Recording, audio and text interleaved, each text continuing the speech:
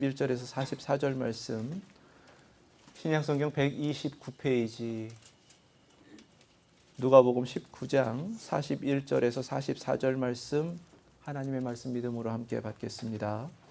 가까이 오사 성을 보시고 우시며 이르시되 너도 오늘 평화에 관한 일을 알았더라면 좋을 뻔하였거니와 지금 내 눈에 숨겨졌도다.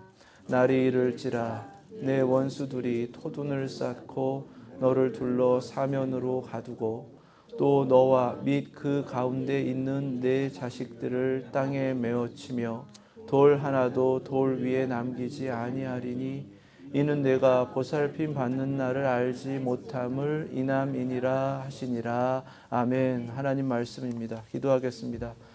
하나님 감사합니다. 변함없으신 은혜가 저희를 돌보시고 오늘도 예배로 나온 저희들의 중심을 받으시며 이 시간 하나님의 살아계신 말씀을 허락하여 주시니 감사드립니다. 저희들이 이 말씀을 받을 때에 창조의 역사를 이루어 주시고 저희들의 내면의 변화로부터 온전케 하여 주시며 말씀에 사람으로 세워 주시기를 간절히 구합니다. 성령님 역사하여 주시옵소서. 부족한 종 세우셨으니 능력으로 붙들어 주시고 담으신 말씀 선포하게 부족함 없도록 성령님께서 친히 주장하여 주시옵소서. 예수 그리스도의 이름으로 기도드립니다. 아멘. 누가복음에서 길이 중요해요. 예수님께서 그 길을 따라 여정을 이루어 가시면서 하나님께서 이 땅 가운데 이루고자 하시는 그 목적들을 하나하나 이루어 가십니다.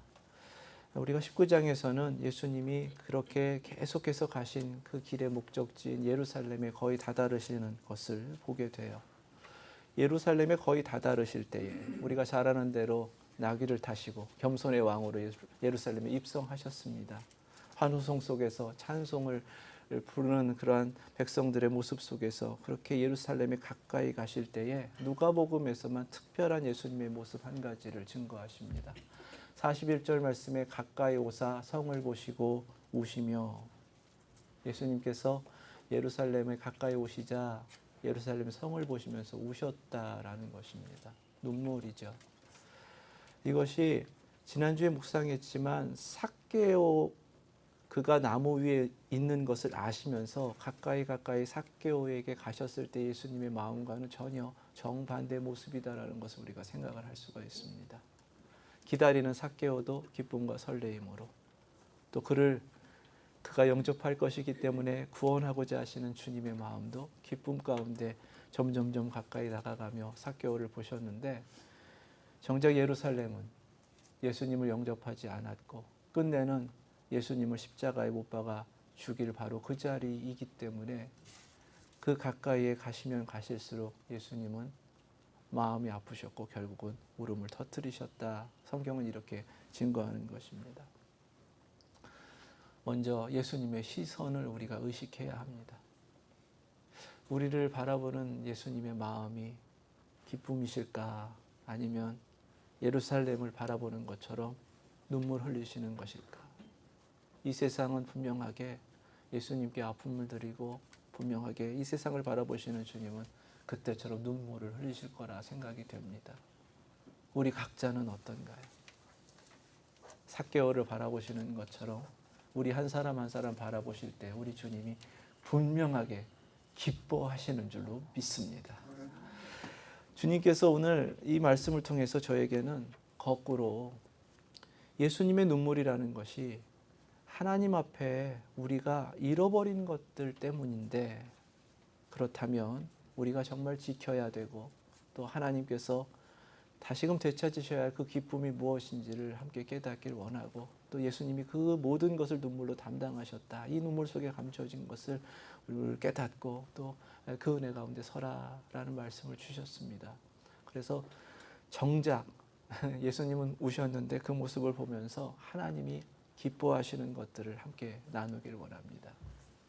첫 번째로는요, 예수님이 눈물 흘리신 것은 예수님을 거부한 이스라엘이 구원을 받지 못할 것이고 멸망당할 것이기 때문입니다. 예수님을 영접하지 않았기 때문에, 결국은 십자가에 매달아 죽였기 때문에 그들은 하나님의 심판을 받고 원수들에게 멸망당할 것이기 때문에 예수님이 눈물을 흘리신 것입니다. 그럼 반대로 하나님께서 우리에게 정말 기뻐하시는 것이 무엇인가예요? 우리는 때때로 하나님은 심판하시는 분이시기 때문에 그냥 하나님은 공의로운 하나님, 심판하시는 것도 그리고 구원하시는 것도 그냥 하나님이 무덤무덤하게 하신다고 생각할 수가 있어요. 그런데 성경은 그렇게 증거하지 않습니다. 에스겔 18장 31절 32절 말씀입니다. 너희는 너희가 범한 모든 죄악을 버리고 마음과 영을 새롭게 할지어다. 이스라엘 족속아, 너희가 어찌하여 죽고자 하느냐. 죽음으로 향하는 멸망의 길을 가는 이스라엘을 하나님은 아파하시고 슬퍼하신다라는 사실입니다. 주 여호와의 말씀이니라. 죽을 자가 죽는 것도 내가 기뻐하지 아니하노니 너희는 스스로 돌이키고 살지니라. 아멘. 하나님은 구원하시고 구원받은 이들이 생명 얻는 것을 기뻐하시는 줄로 믿습니다. 그래서 누가복음 15장에서는 양 100마리 중에서 잃어버린 한 양을 찾는 목자의 비유를 통해서 이렇게 증거하셨어요. 내가 너희에게 이르노니 이와 같이 죄인 한 사람이 회개하면 하늘에서는 회개할 것 없는 의인 99으로 말미암아 기뻐하는 것보다 더하리라. 아멘. 이미 구원받은 99을 위해서라도 기뻐하지만 그들보다도 더 큰 잃어버린 자를 되찾을 때 큰 기쁨이 하늘에 있다라는 말씀입니다. 구원받은 우리로 인하여 기뻐하시는 하나님의 모습을 기억하시고 그 크신 은혜를 깨달은 자로 복음을 전하여 또 한 사람이 돌아와 하나님께 기쁨을 드리실 수 있는 저와 여러분들 되실 수 있길 주님의 이름으로 축원합니다. 두 번째는 42절 말씀입니다. 이르시되 너도 오늘 평화에 관한 일을 알았더라면 좋을 뻔하였거니와 지금 내 눈에 숨겨졌도다. 예수님이 눈물을 흘리신 것은 예루살렘이 평화를 잃어버렸기 때문이다 라는 것입니다. 평화에 관한 일을 예루살렘이 몰랐기 때문에 평화를 잃어버렸다라는 거예요. 예루살렘, 평화의 도성이란 뜻입니다. 샬롬의 도시가 샬롬을 잃어버렸다는 것은 그것이 바로 곧 예수님의 눈물을 쏟아내게 한 이유가 되었다라는 거예요. 왜 잃어버렸는가? 누가복음 19장 38절 앞부분에 보면 나귀를 타고 입성하시는 예수님께 이렇게 사람들이 찬송하였습니다. 찬송하리로다 주의 이름으로 오시는 왕이여 하늘에는 평화요 가장 높은 곳에는 영광이로다 하니 예수님을 주의 이름으로 오시는 왕입니다 라고 높였습니다. 그분이 우리에게 오시는 것은 하늘의 평화가 가장 높은 곳에 있는 영광이 우리에게 오시는 것입니다 라고 증거하였습니다. 그렇다면 예수님이 오신다라고 할 때는 평화가 임하는 거예요. 그런데 예수님을 거부했다라는 것은 평화를 거부한 것입니다. 그렇기 때문에 예루살렘이 평화를 잃어버렸다라는 거예요. 누가복음 2장 14절에 우리가 잘 아는 말씀이죠. 예수님의 탄생을 알리는 천사들이 이렇게 찬송했습니다. 지극히 높은 곳에서는 하나님께 영광이요 땅에서는 하나님이 기뻐하신 사람들 중에 평화로다 하니라. 아멘. 자, 이 땅에 하나님께서 친히 평화로 오셔서 임하시는데 그 임하시는 자리가 어디냐 하면 하나님이 기뻐하신 사람들 중에라고 하셨습니다. 예루살렘에 하나님이 찾으시는 사람들, 하나님이 기뻐하시는 사람들이었는데 그들이 없기 때문에 평화가 임하지 못했고 평화를 잃어버렸다라는 사실입니다. 오늘날 이 세상이 평화를 잃어버렸죠. 왜인가? 하나님이 기뻐하시는 사람들이 자꾸만 줄어들기 때문입니다. 그러면 반대로 하나님이 기뻐하시는 그 한 사람이 있을 때 바로 거기로부터 하나님의 평화가 임하게 되고 거기로부터 이 땅의 평화가 회복되는 줄로 믿습니다. 하나님 기뻐하시는 사람은 다른 사람들이 아니에요. 주님께로 나와 회개하고 주님을 영접하는 사람들입니다. 바로 우리가 그 한 사람이며 우리에게 이미 평화가 이루어졌고 우리를 통해 이 땅 가운데 평화가 회복되고 있는 줄로 믿습니다. 이루어진 평화를 늘 누리시고 이 땅 가운데 평화의 사도로서의 그 사명 감당하실 수 있길 주님의 이름으로 축원합니다. 세 번째는요, 43절 말씀이에요. 날이 이를지라. 여기서 날은 하나님의 심판의 날입니다. 네 원수들이 토둔을 쌓고 너를 둘러 사면으로 가두고, 예수님이 눈물을 흘리신 이유가 여기 있어요. 갑자기 원수들이 등장합니다. 예루살렘은 하나님이 세우신 도성, 거룩한 도성, 하나님께 예배하는 성전이 있는 곳, 하나님의 백성들에게 허락하신 자리인데 그들이 예수 그리스도를 믿지 않았기 때문에, 하나님의 아들을 죽였기 때문에 끝내는 이렇게 멸망 가운데 이를 수밖에 없는 것입니다. 그런데 하나님의 심판이 임할 때 원수들에게 멸망당하게 하셨다는 거예요. 하나님은요, 하나님의 백성들이 어디 가서 지는 것을 싫어하십니다. 하나님은 하나님의 백성들이 늘 믿음으로 구원받고 믿음으로 승리하기를 원하시며 기뻐하시는 줄로 믿습니다. 그러면 우리가 어떻게 원수들을 상대하며 이길 수 있겠어요? 우리의 힘으로, 우리의 의지로 안 되는 것입니다. 우리에게 구원을 주시는 예수 그리스도의 이름, 그 능력의 이름, 구원의 이름으로 믿고 의지할 때에 승리가 이루어지는 줄 믿습니다. 요한일서 5장 4절 말씀입니다. 함께 읽습니다. 무릇 하나님께로부터 난 자마다 세상을 이기느니라. 세상을 이기는 승리는 이것이니 우리의 믿음이니라. 아멘. 늘 믿음으로 승리하시고 그 승리로 하나님께 기쁨을 드리실 수 있기를 주님의 이름으로 축원합니다. 44절 말씀입니다. 또 너와 및 그 가운데 있는 네 자식들을 땅에 메어 치며 돌 하나도 돌 위에 남기지 아니하리니 이는 내가 보살핌 받는 날을 알지 못함을 이남이니라 하시니라. 아멘. 주님이 눈물을 흘리신 이유는 사실 이제 멸망당하고 그 심판 날에 놓이게 될 예루살렘의, 이스라엘의 그 모습들을 미리 보고 계시기 때문인데요. 그렇게 아프신 이유, 눈물까지 흘리신 이유는 그 자녀들까지도 멸망당하고 심판을 받아야 하기 때문이었습니다. 이것이 하나님 가장 고통스러우신 거예요. 우리의 죄악으로 인하여 우리가 심판받는 건 그렇다 치자고요. 우리의 자녀들까지 멸망당한다면 소망을 잃어버리는 거예요. 그래서 주님이 눈물을 흘리셨습니다. 메어침을 당하리라. 얼마나 두려운 일인지 모릅니다. 그런데 그 두려운 심판이 임하게 된 이유가 내가 보살핌 받는 날을 알지 못함을 이남이니라. 이렇게 말씀하셨습니다. 여기서 보살핌이라는 말, 에피스코페라는 그리스어는요, 보살피다, 돌보다라는 뜻도 있고 방문하다라는 뜻도 있습니다. 히브리어에 이 두 가지 의미를 갖는 단어가 있습니다. 파카드라는 단어요. 파카드라는 히브리어도 보살핀다라는 뜻이 있고요, 찾아간다, 방문한다라는 뜻이 있습니다. 자, 그러면 우리 성경대로 보살핌 받는 날을 알지 못함을 이남이니라 라고 번역할 수도 있지만, 새 번역 성경의 번역대로 이것은 하나님께서 너를 찾아오신 때를 내가 알지 못했기 때문이다 라고 번역할 수도 있는 거예요. 왜 그 두려운 심판을 겪을 수밖에 없는가? 자녀들에게까지도 그 두려운 일들을 남기고 있는가? 주님이, 하나님께서 친히 방문하시는데 그날을 알지 못하는 거예요.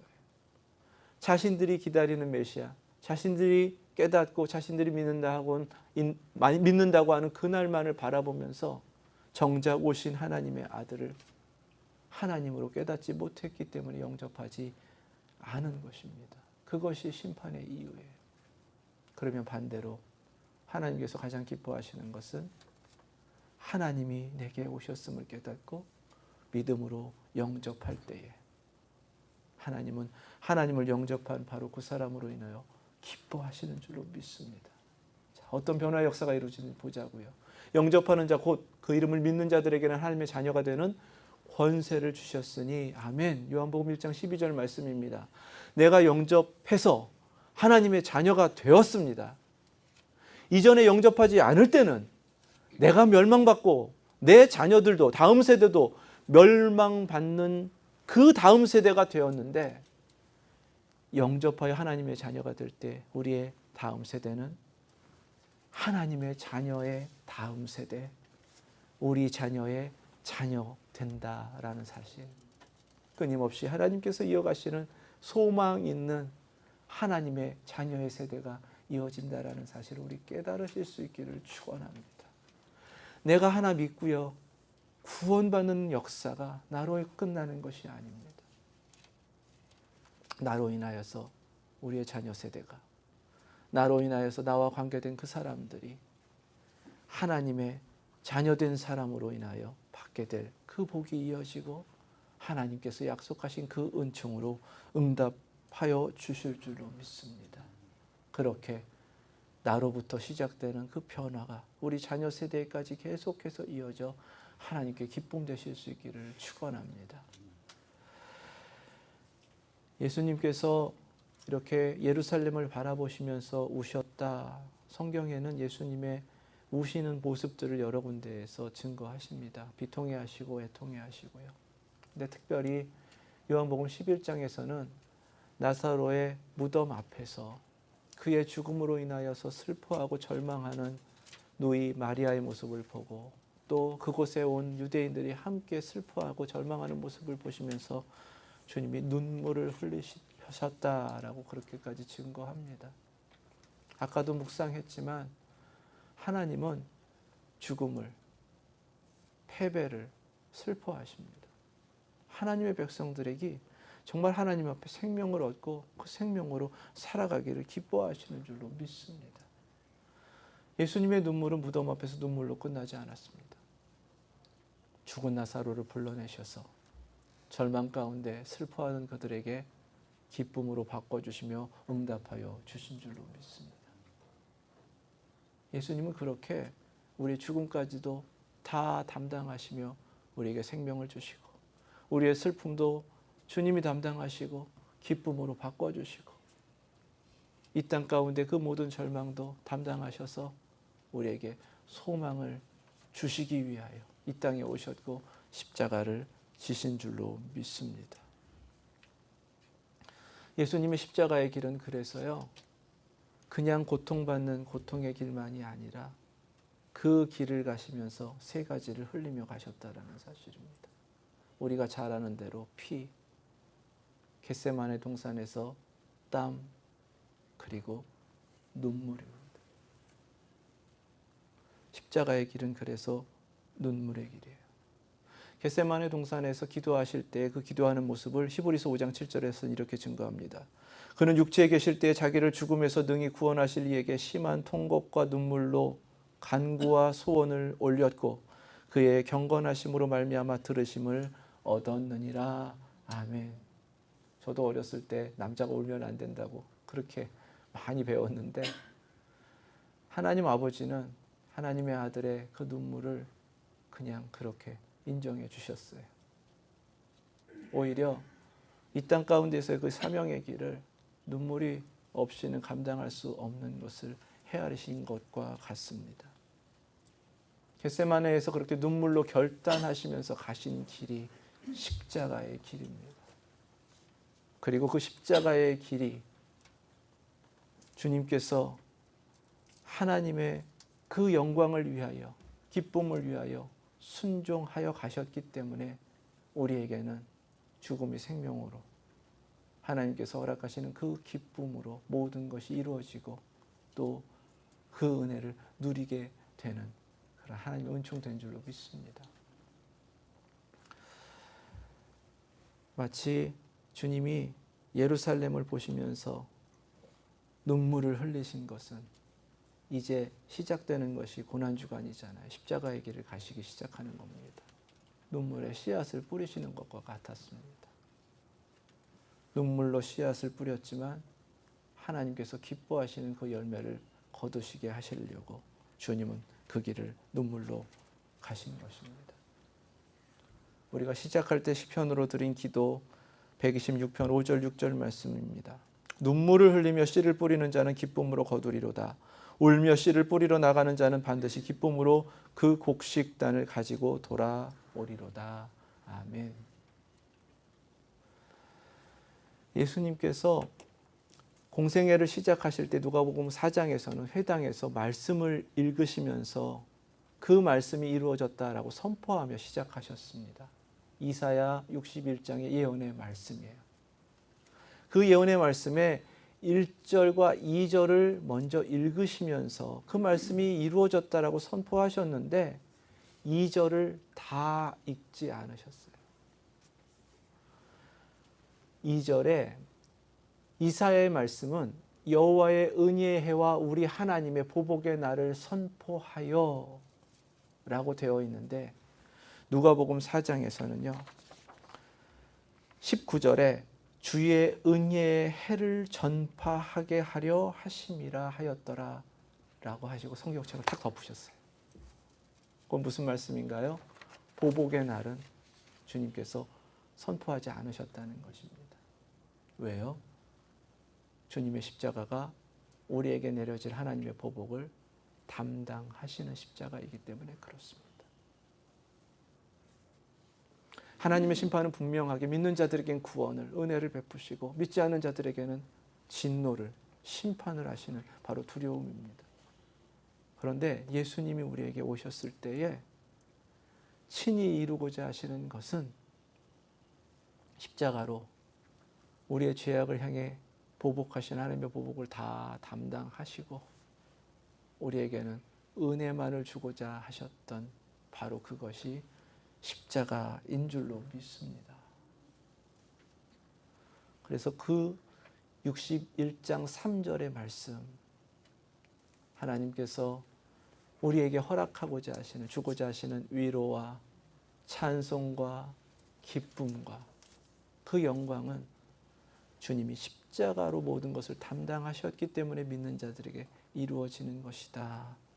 이렇게 약속된 말씀이 되는 것입니다. 주님은 그렇게 우리에게 모든 것을 주고자 눈물과 그 고난 속에서 십자가를 지신 줄로 믿습니다. 우리는 예수님 제자들입니다. 예수님 제자들은 예수님을 똑바로 주님 가신 길 그대로 쫓아가는 사람들입니다. 그래서 우리의 길도 십자가의 길이 있고요. 십자가를 넘어서야 빈무덤을 향해, 그리고 빈무덤을 거쳐서 주님 올라가신 대로 영광으로 주님을 영접하는, 들림받는 그 은총을 누리게 될 줄 믿습니다. 그렇다면 우리에게 허락된 이 십자가의 길, 주님처럼 눈물로 담당할 수 있어야 합니다. 빌립보서 3장 18절 말씀이에요. 내가 여러 번 너희에게 말하였거니와 이제도 눈물을 흘리며 말하노니 여러 사람들이 그리스도의 십자가의 원수로 행하느니라. 아멘. 어떠한 눈물을 하나님께서 찾고 계시는가? 십자가의 원수, 믿지 않는 영혼들을 향해 눈물로 기도하기를 원하신다라는 사실입니다. 주님이 눈물로 담당하신 십자가가 우리에게 구원의 기쁨을 허락하시고 생명 주신 것처럼 우리가 눈물로 기도할 때에 주님은 반드시 구원의 기쁨으로 응답하여 주실 줄로 믿습니다. 사도행전 20장 31절 말씀이에요. 에베소 장로들을 모아놓고 그렇게 선포하였습니다. 그러므로 여러분이 읽게요. 내가 3년이나 밤낮 쉬지 않고 눈물로 각 사람을 훈계하던 것을 기억하라. 아멘. 사도 바울이 그렇게 앞서 행한 것처럼 하나님은 우리에게 눈물로 교회를 섬기고 성도들을 섬기기를 원하신다라는 사실입니다. 왜 눈물을 찾으시나요? 눈물은 희생입니다. 눈물은 사랑입니다. 그렇게 주님께서 그렇게 행하신 모습 그대로 우리에게 모든 섬김의 자리마다, 잃어버린 영혼들을 위해 기도할 때마다, 깨어진 평화를 위해서 간구할 때마다 주님이 하신 것처럼 눈물로 주님 앞에 매달리라. 오늘 우리에게 그 길로 초대하십니다. 요한계시록의 천국의 모습을 증거하시는데 7장과 21장에 아주 특별하게 천국에 가면 우리 하나님께서 우리의 눈물을 닦아주신다는 거예요. 모든 눈물을 닦아주신다는 것입니다. 그건 무슨 얘기냐 하면 천국 가는 사람들은 눈물 흘리며 가고 천국에 가면 주님 만났기 때문에 그 감격으로 눈물 쏟을 수밖에 없다는 것입니다. 이 땅에서도 우리에게 천국을 향해 가는 그 길에 찾으시는 눈물이 있다. 요한계시록 7장 17절에 이는 보좌 가운데 계신 어린 양이, 요한계시록에서 어린 양이라고 증거하시는 것은 십자가의 예수님을 말씀하시는 것입니다. 그들의 목자가 되사 생명수 샘으로 인도하시고 모든 것이 회복되는 기쁨의 자리인데 하나님께서 그들의 눈에서 모든 눈물을 씻어주실 것임이니라. 아멘. 마지막 그 나라 그곳에 이르기까지 주님께서 허락하신 십자가의 눈물을 품으시고 주님처럼 잃어버린 영혼들을 위해 열방을 향해 우리에게 맡겨주신 교회를 위해 눈물 흘리며 그 사랑으로 섬기기를 다하시고 십자가의 사랑을 실천해 가시는 저 여러분들 되시기를 주님의 이름으로 축원합니다. 기도하겠습니다.